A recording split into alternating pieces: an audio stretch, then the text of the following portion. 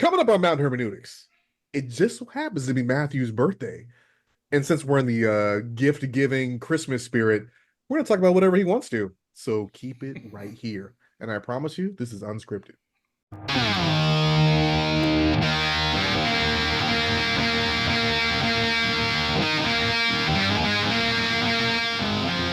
You're listening to Mount Hermeneutics, where three Marines give their perspective on God, faith, and spirituality with a heavy lean on the divine council worldview. This is not your grandma's Sunday school, nor is it always for the Christian faint of heart. Nothing about who we are or what we say make us experts. But you better believe we'll have a take, and perhaps it won't suck. Your mom has pagan origins. We're going to jail. I know. This show is getting removed from all the platforms I said we're going to be on. Remember, the show is free and available on all podcast platforms, including YouTube, simply by searching Mount Hermeneutics. And if whatever platform you listen on right now, go ahead and subscribe so you can get notified anytime a new show pops up. And if it's the first time listening to the show, I am Andre. That's birthday boy Matt, and that's Brian. What's happening, fellas? What's up, gentlemen? How we doing? All right, good, man. All right. A little post Thanksgiving. Yeah, it's one of my favorite holidays. Yeah, it's I think it is my favorite holiday. Yeah, we host two big holidays every year: 4th of July and Thanksgiving. And it's kind of the ones. Oh, the American ones. That's what. Weird. The non-bastardized Christian ones, and yeah. Yeah, bastardized Christians. It's funny because I was sitting there and we were sitting around talking about Thanksgiving, and obviously I still got Alyssa and Sam. Well, not obviously, but they're still staying with us because of the being homeless. And we were sitting there, and Sam because of the tornado, not because of their bad life. Not because they drink too much Boone's Farm and do opioids. I mean, you could argue all of those things could have happened, but no, it's a tornado. Could have. More specifically. Yeah. Thanks for that clarification. You're welcome. I'm here for you. But like Matt's daughter's homeless? That's right. They make jokes about it all the time too. But I was sitting there and I was like, man, it's awesome. Because it was Friday, right? It's like Friday morning, late morning. And so we'd had big Thanksgiving, 30 plus people in the house. And then everybody left at like 9.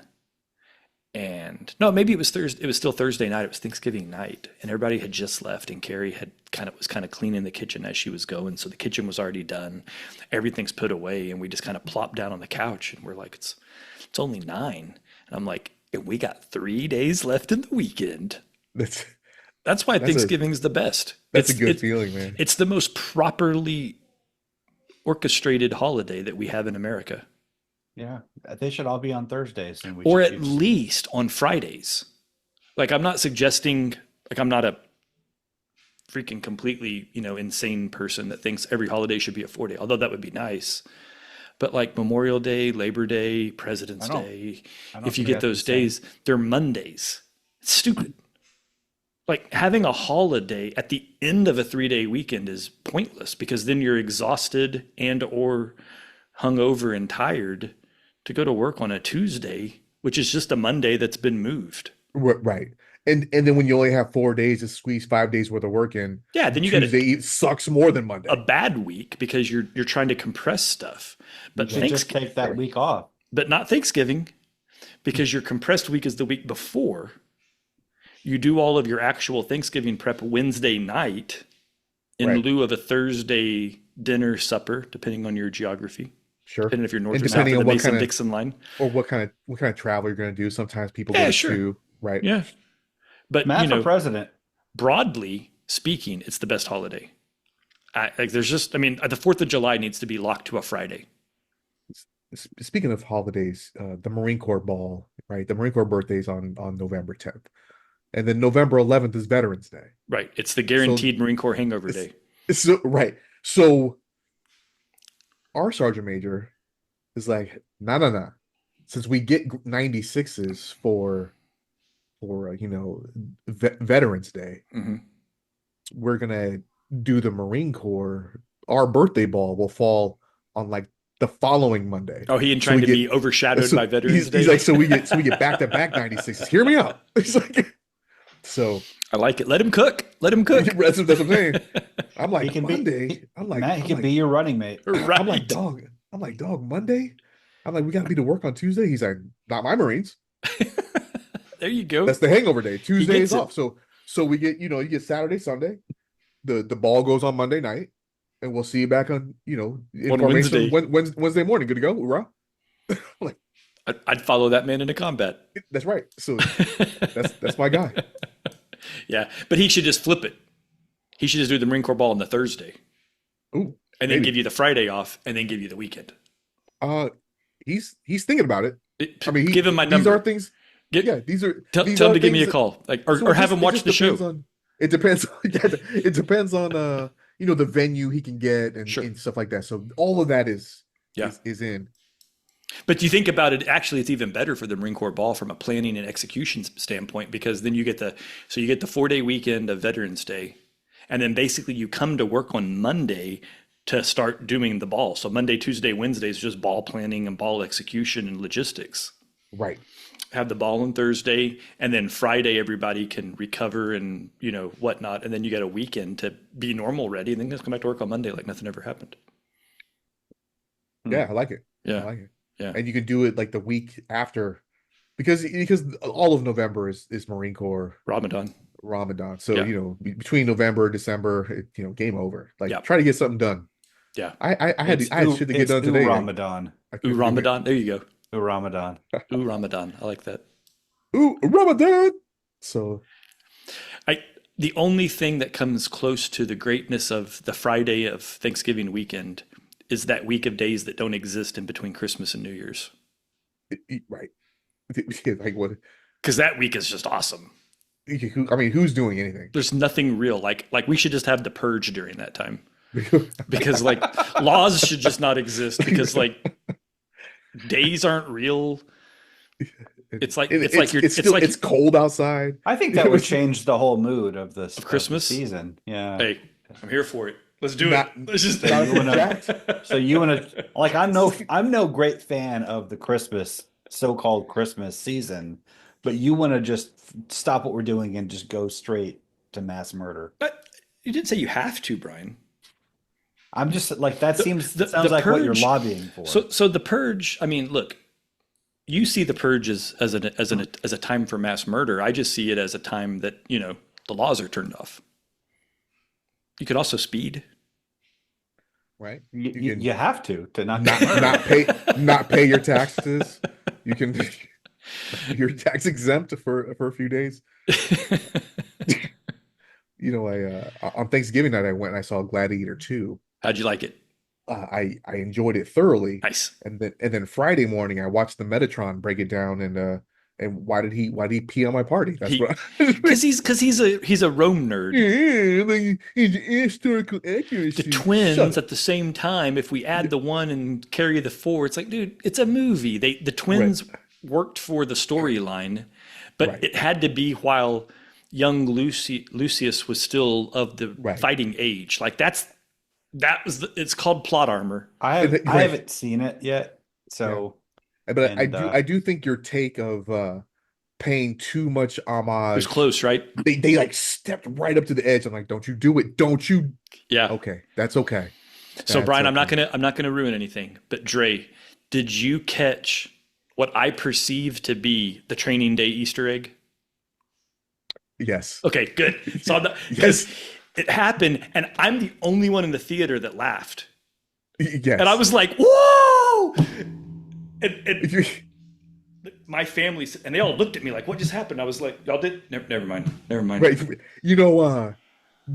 Denzel is often, as great and as compelling as he is, he's often, chided for being the same dude in all his movies. Yeah. He was not in this. No.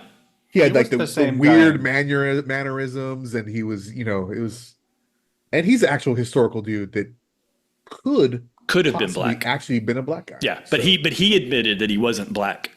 The real guy wasn't. Yeah. So Brian, I'm not going to ruin it for you, but there's just a scene, and I don't know if you would catch it because you're not as Training Day oriented as I am. But I've seen it. I mean, yeah. it's good. It's a good movie.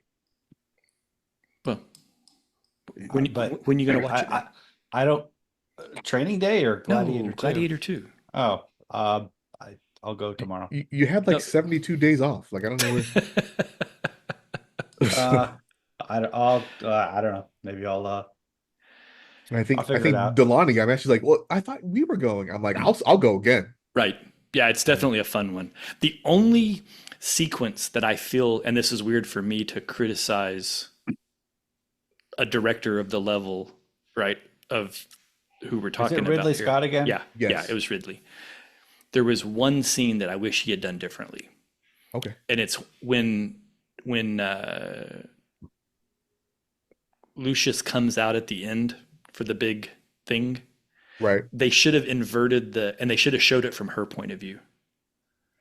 Because the imagery of him walking out instead of it being the camera being behind him, I think would have been more powerful. I think that's a good choice. I think you're right. Other than that, I thought check out again. I thought the movie was super cool. It's a fun one too, right? It was fun to sit through it. It wasn't like work. It didn't feel right. Like and it was long too. It's like 2.5 hours. Wasn't like Oppenheimer or Napoleon. I didn't think Oppenheimer felt long, to be honest. Napoleon felt long. Gosh, I was checking my watch on Oppenheimer, and I was astonished at how slowly time was moving. See, I was the other way around, because by the time the bomb went off, I was like, "Wait a minute, it hasn't been that long." So I did check my phone. I was like, "Oh, there's a lot of movie left." Okay, that's interesting. And I thought just the fact that the event has happened, but we're clearly not about to walk out of the theater. I was like, okay, I don't know what's about to happen, but I'm intrigued. I liked it. As I'm sitting there watching it, because I remember when I watched Gladiator back in 2000, I remember leaving the theater thinking this is going to be a super underrated movie. Mm-hmm. That was so good. That was what you thought, really? It was going to be underrated? It was. I was like, you know what? It's a shame because of the genre and what, like, this is going to be underappreciated. I think Russell Crowe did, things that with that kind of material that, actors don't get credit for. Mm-hmm. And I was happy to be wrong. Yeah. On that point. But as I'm watching the latest one, I'm like, is this a really good movie? Or is this nostalgic? Or am I overrating the first one? Is this one just as good, but I'm like living in 2000? Mm-hmm. Like, I don't. So I can answer that anecdotally. Sure. My son has not seen the original. I don't know how. I've literally watched it. I probably watch it once a month. I don't think you should admit that to people. Well, he hasn't. And he went with me to watch Gladiator 2, and he thoroughly enjoyed it. Huh. And he's a war history nerd. So, like, and I think it's good that they I don't know, never mind. I'll let that thought go. We'll talk about it another time. I've resented Ridley Scott since I endured Napoleon in the theater last year or early. I still haven't seen Napoleon. It's terrible. I hated it. I didn't think it was terrible. The whole thing was just to like let you know, hey, Napoleon is kind of a dick.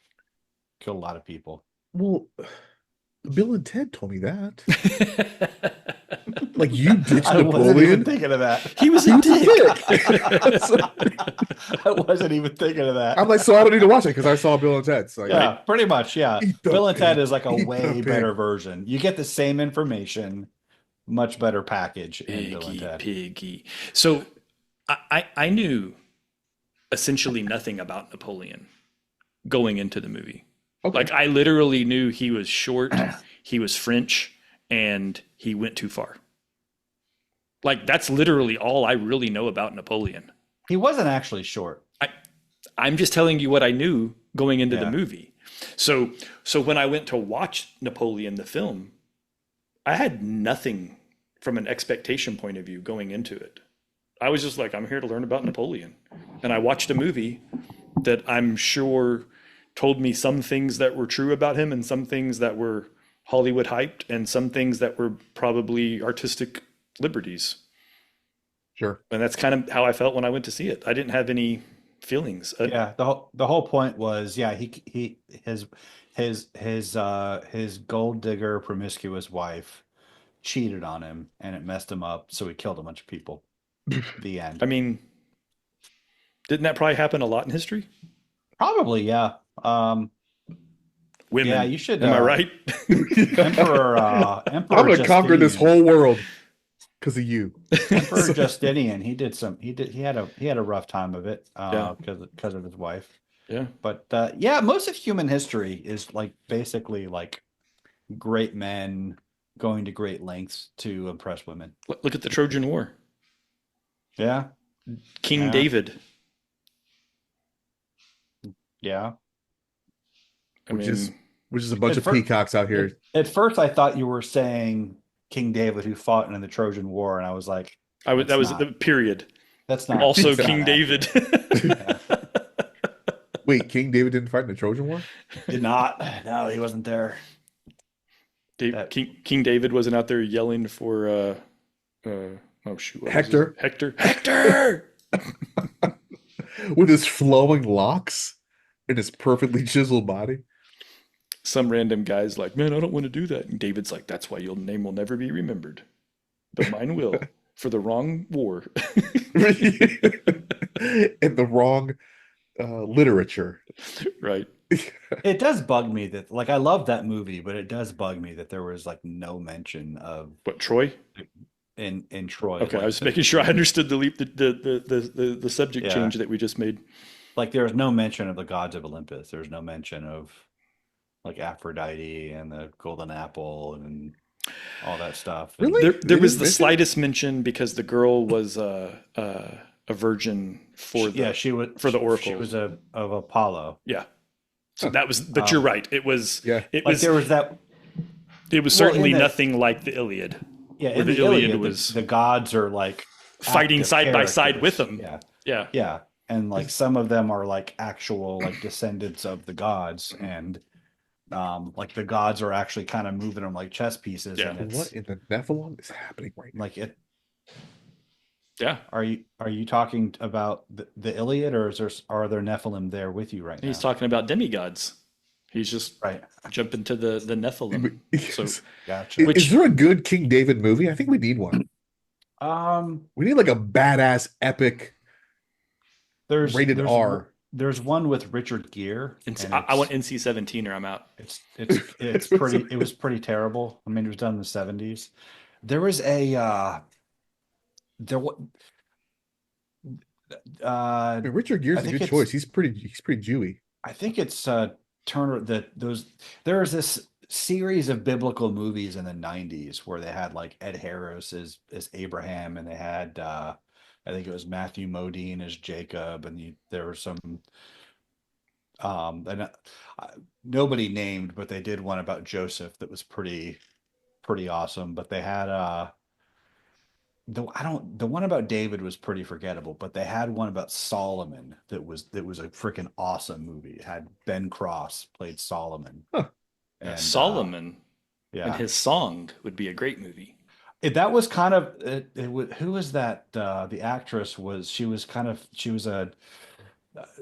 pretty big in the 90s. Vivica, I think it was Vivica A. Fox played the Queen of Sheba, and the whole thing was kind of about Oh, I'm like in. All of a sudden, like a where's major portion of it was about this kind of this. It's apocryphal, but like the Ethiopian church traces their lineage back to the according to legend when in the Bible where it says that the Queen of Sheba came and visited him, and she was taken with his wisdom and the prosperity of his kingdom, and her breath was taken away by all of his wisdom and what she saw there. And it says he sent her away and gave her, many gifts and anything she asked for. According to legend, including what she asked for was to conceive a child by him. And so this provided the pretext to turn the movie into a love story without departing too far from. I mean, it departed from the Bible, but then the nihilism that you get in Ecclesiastes, that's attributed to him being brokenhearted over the Queen of Sheba Oh, having to really? leave. Yeah. Interesting. And it's so they do a pretty good job of turning it into a drama. So And Ecclesiastes is really just an emo chapter in the Bible? well, that's the implication of this movie. I wouldn't characterize it that way, but it Well, I is. don't think anybody would, but But yeah, Um, I don't think Solomon wrote Ecclesiastes, but that he is the, according to some tradition, the author. But then it explains his degeneration into idolatry and occultism, and hmm. because of his despair over losing the Queen of Sheba. But I mean, if it was Vivica Fox, I mean, I'm not yeah, I saying I mean, do it, but I understand. but I mean, it inspired Will Smith to save the world, and she was just a stripper. Right. So, Not a like, queen. right? So, I mean, imagine. I guess a lot of history turned on Vivica A. Fox. And what?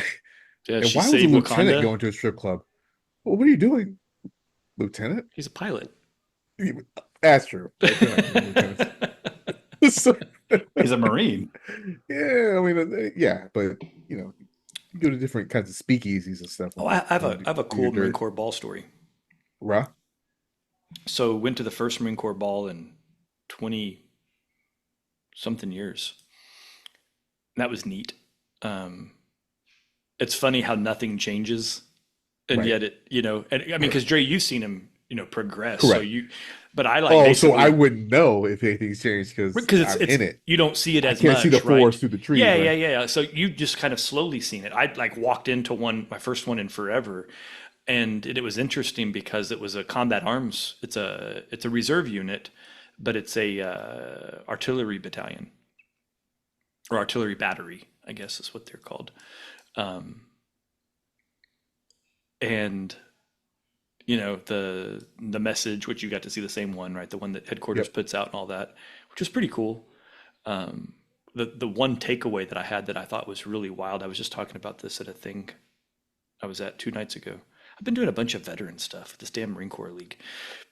Um, they were talking about, Bellawood and Tarawa and Chosen. And then they just said, and now it's important that we add Nazaria and, you know, Fallujah. Sanguine and Fallujah. And it was just weird to hear the battles that I'm intimately familiar with Right. to the ones of our lore. So that was a wild thing to hear sitting there. I was like, okay, that kind of got me in the feels a little bit, right? So that was Yeah. the first thing that was really crazy.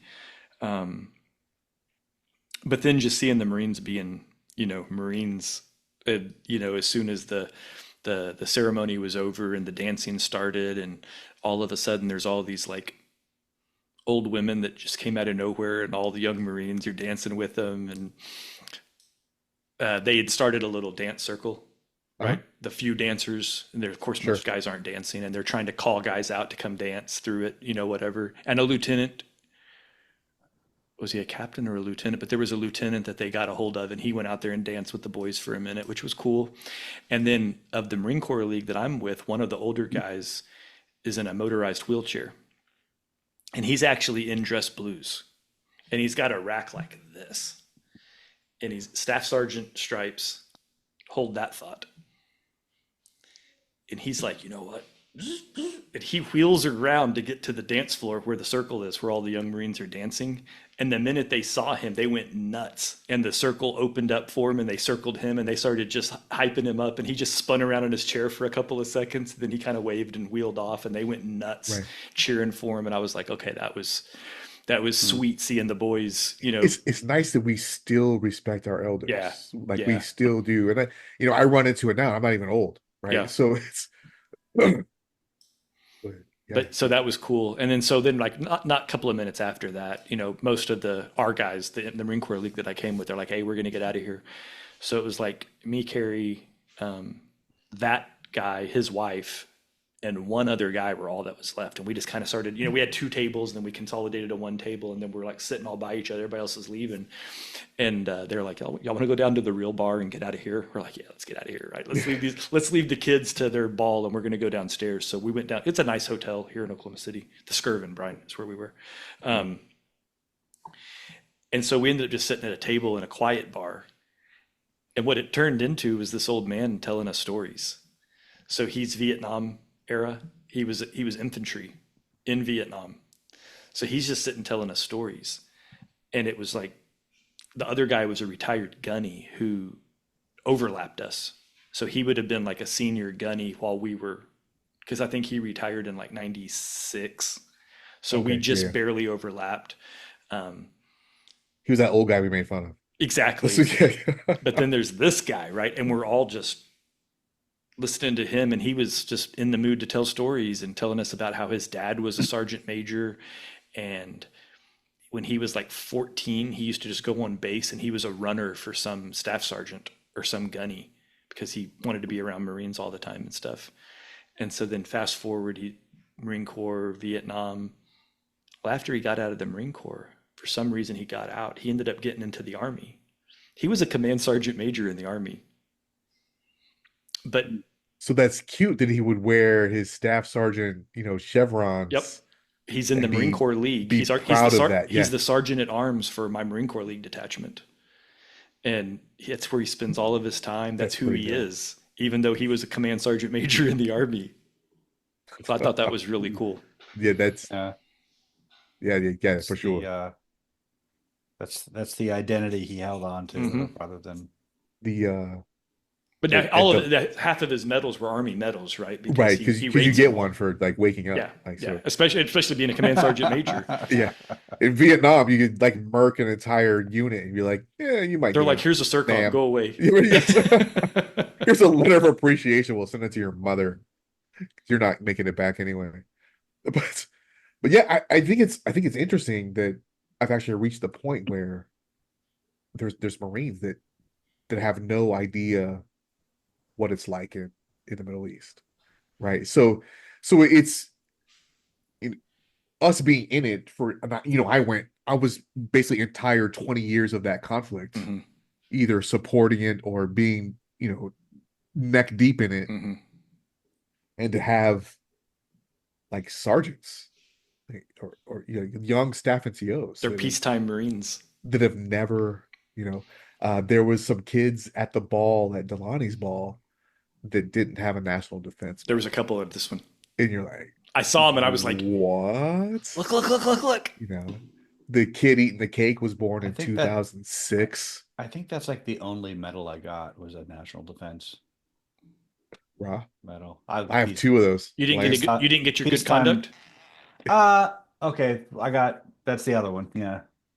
I got the 2 because peacetime Marine here. Hell yeah. Hell yeah. I have been to the Middle East, but as a civilian, but not really it just sort of boggles the mind. I'm like, wait, because my experience is like we were just in it always. That was our mindset for everything we did in garrison. That's our mindset for everything we did in support, even from the rear, and now they're like, oh, so what was it like? What were you doing? It's just like in 2003 when I got asked, oh, here's Staff Sergeant. What was Desert Storm like? I was in high school, asshole. Well, you're old. So I'm 28. Yeah, but I told that joke, so I went to this other thing. I've been going to all these damn veteran events. So I went to a Toys for Tots dinner fundraiser at a barbecue restaurant the other night, and then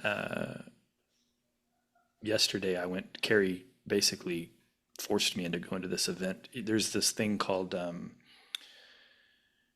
Quilts of Honor. I don't know if you've heard of it or if it's got a presence out there, Dre. If not, we should get it hooked up with the Lejeune people. But there's a bunch of women, started with some lady, and they make quilts for veterans and give them to them as this like thank you for your service kind of thing. Okay. And it started off like, only like a couple of guys got them, and it was like guys that got blown up or whatever. And, and then it just kind of grew because they're like, man, this is really neat giving these to these veterans. Well, now this lady here in Oklahoma is made like, she said like 2,000 that she's personally made. She's old, this old lady, and she's been doing this now for like 14 years. And this is all she does with her free time, is just sew quilts for veterans. And so they're basically at the point they're like, if anybody is even served, like we'll give them a quilt kind of thing. And so Carrie had coordinated to get John, Andrew, and me and Jake to all get quilts.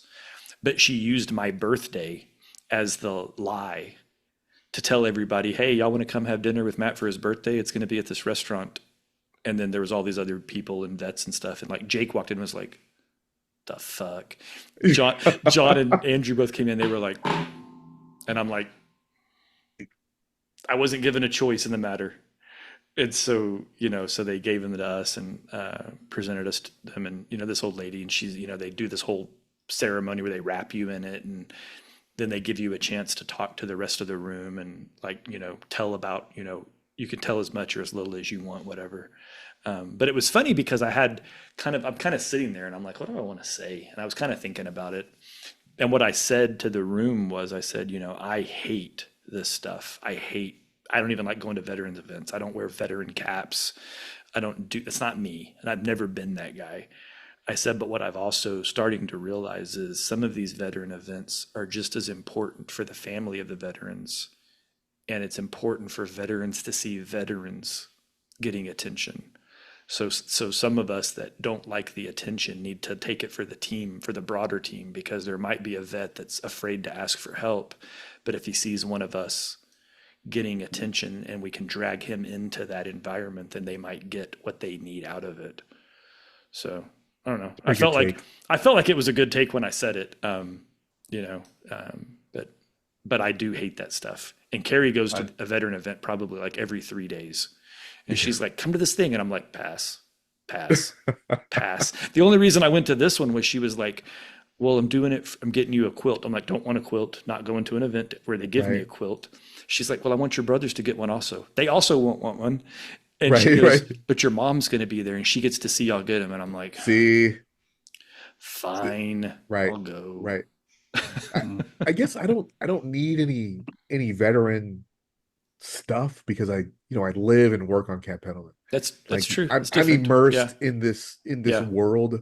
You're still in the culture like all day, every day. So I am the veteran, I got Sergeant Majors calling me sir, which is weird. So it's like, no, bro, like fist bump. Like, what are you talking about? Hey, sir, how you doing this morning? Awesome. You coming to our ball? Yes. You just want my $115. Or, $230 because, I have to bring a plus one. But yeah. So it's an interesting perspective with veteran presence that I don't really have because I'm always in the veteran presence. I don't, when people, at the Veterans Day stuff is whenever somebody's like, call the veterans stand up. I skip it. Yeah. I never will unless my kids are with me because they start dad. And I'm like, right. And they're just like looking at me like, we got a veteran over here. Veteran. So my Disney kid Aubrey, we went to Disneyland and she wanted me to be in the town square when they, I don't know if it was when they retired the flag or put it up. That's how much. That's kind of cool. Attention. But she's like, you have to be there because they do it right and they do it and they honor this thing. And I'm like, it's Disney. It's a bunch of hoodlums, right? It's godless. And I think Delani's back from her road trip. Oh, so my dogs are losing their mind right now. But but they did. They played their little band. Their color guard was locked on. Obviously, some former veterans are in the color guard, and it was. I'm like, you know what? And I got a little goosebumpy. Got a little, when you hear the music and you see the flag, and your butt cheeks tighten up a little bit. You get a little, the little sawdust comes in your eye and whatnot. I hate when that happens, when your allergies act up while you're out trying like, to do adult stuff. Who blew the sawdust? Yeah. I was like, was that you, Tinkerbell? Did you blow the the pixie dust in my? The cayenne in your pixie dust. Yeah. So in a place like Disneyland, which is not like that. So for them to do it and do it right, it's an impressive thing. Cool. And I guess they're all old dudes, so they've been doing it like. I think like a guy got listed and he's been doing it for years. He's been doing it since like the 70s type stuff. So well, I'm like, you know what, Disneyland? Yeah. Where's my hat? Sensational. Get my hat. No xylophone for Disneyland. Yeah, we did color guard for Veterans Day in the National Weather Service headquarters in Norman. That was kind of different. So they do a little Veteran Day event, and we came in there, and Marine Corps League did a color guard in there. And there's like this guy who's in charge, and he's like some director of the National Weather Service, and he started crying. He's like 100, and he's talking about how this is really important to me. And my dad was in the Marine Corps, and he starts talking about his dad being in like World War II and like having to leave and all this. And he starts crying, and we're sitting there like, I'm holding a freaking rifle, and I'm like,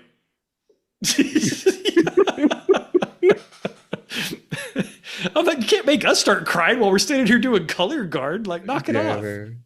I'd rather have that though than like some of the funeral details. And I'm just like, the casket comes on the corner and mom sees it. It just falls out. Just, like melts down. I'm like, yo, I feel all of this. Mm-hmm. I didn't know I was empathetic until, I was at a funeral detail and a mother started losing her stuff. Yeah. Yeah, so, that stuff, and anytime I see anybody who's like lost a limb or something and from an IED, I just And then you find out it was a drunk driving incident, then you start poking him and trying to make him fall. There's a guy I was limping up the stairs and some dude like, hey, what's up, contract? You struggling? And I'm like, no, my knee hurts a little bit today. And he gives me a bunch of shit. But then he sees me like 2 days later, like in his office. And he's like, I don't know you that well. So I'm just a guy that gives shit, right? So he's like, for all I know, you might have some kind of, I'm like, yeah, I did have a massive stroke and almost died. And he's like, fuck, dude. But then I'm like, nah, I'm bullshit. I'm fine. I'm fine. But so then he starts just telling stories about like an old dude with like a prosthetic leg, but then he had like a really sweet setup.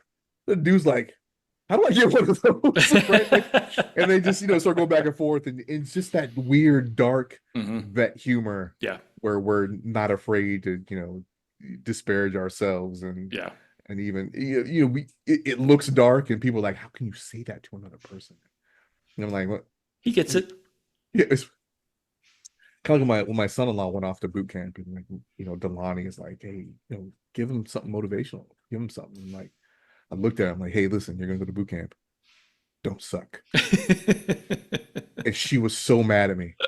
She wanted you to give him an Andre Bibbs pep talk. You should have been like, hey, I the tiger. And it's funny because she's like, can you believe what this guy said to him? I'm like, was he not the Chesty Puller Award winner? Yeah, you should have looked at it and been like, hey, here's what you need to know. Motivate your drill instructors and they will motivate you.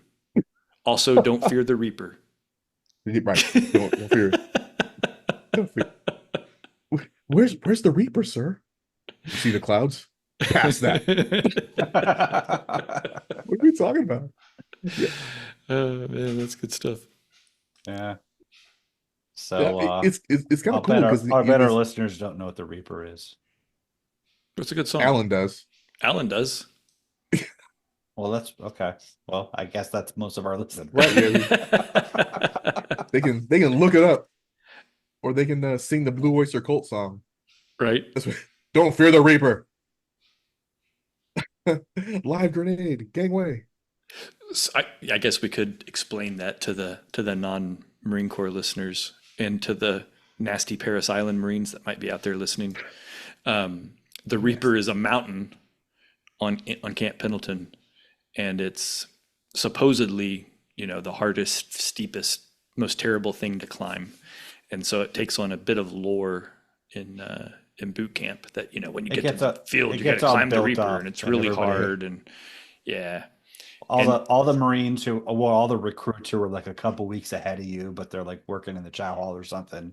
They're they're telling you how terrible it is, and everyone's just kind of counting the days till you have to hump the Reaper, and like you're wondering like, will I still be in this platoon, or will I ever be a Marine? Am I man enough to do this? Yeah, and Will I be weighed and measured and found wanting or found lacking? Well, now it's part of the Crucible, The Reaper? which we don't. You get to the top of the Reaper, you get your equal open anchor. Is that's where they do it? Yeah. Oh, okay. Like Right on. you get to the top and you get deemed a Marine. You made it.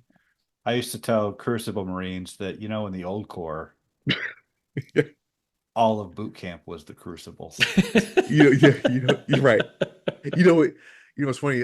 Today I was asked for my IDIPI, and I had to pull my card out to read it. What is an IDIPI? It's the number that's designated who you are. It used to be our social. Oh, you're unique. Yeah. Okay, got it. So I'm like, I got to pull my card out. Like, you don't know your number? I'm like, bro. When I came in, it was my social. And they're like, what? How old are you? That's funny. Yeah. And it's funny because my wife had my social memorized too, so she would just pop that off. I spent a year as a dependent of Carrie's, and I have Carrie's social memorized forever. Wow. Because I had to know it to get anywhere, right? To get your stuff. I'm like the only dude I know that has not only his wife's birth date, but social memorized. Because I remember I had to call into USAA to do something, and they were like, well, we need some security questions. And I'm like, go for it. She goes,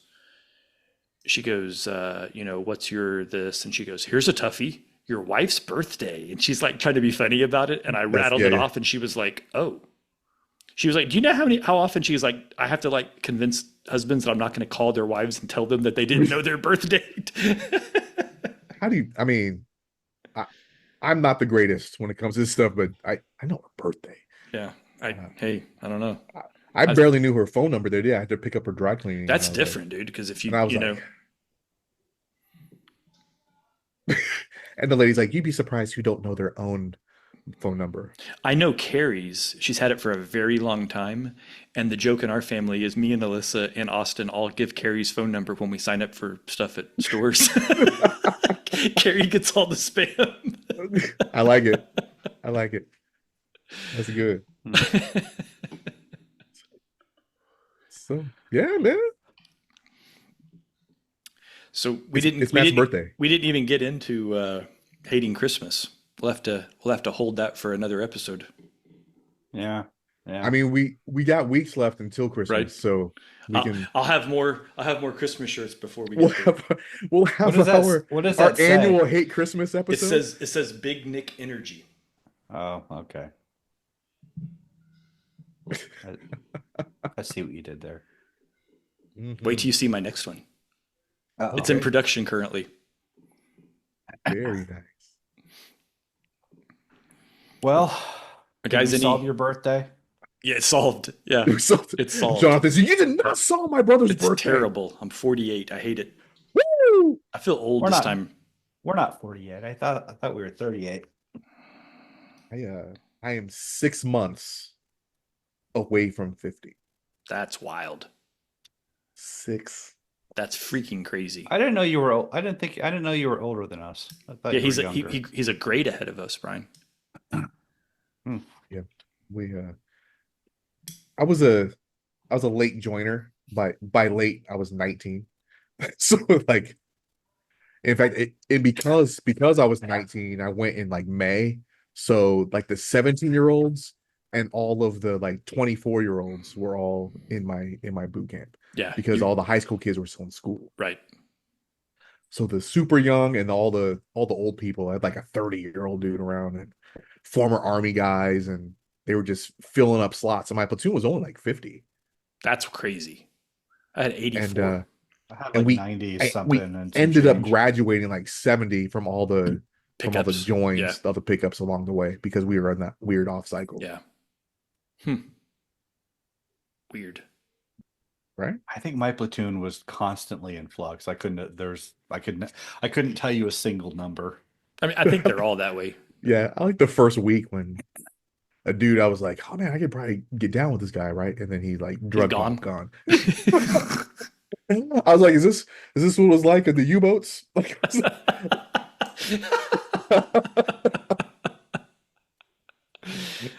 That's dark. a little bit. That is dark. Oh, man. And if you stuck around this long, well then Why? are you still here? Yeah, I mean, be honest. We're just That gonna crossed go my ahead and ask mind. you to just stay enlightened and stay curious, and we will see you next week. God bless.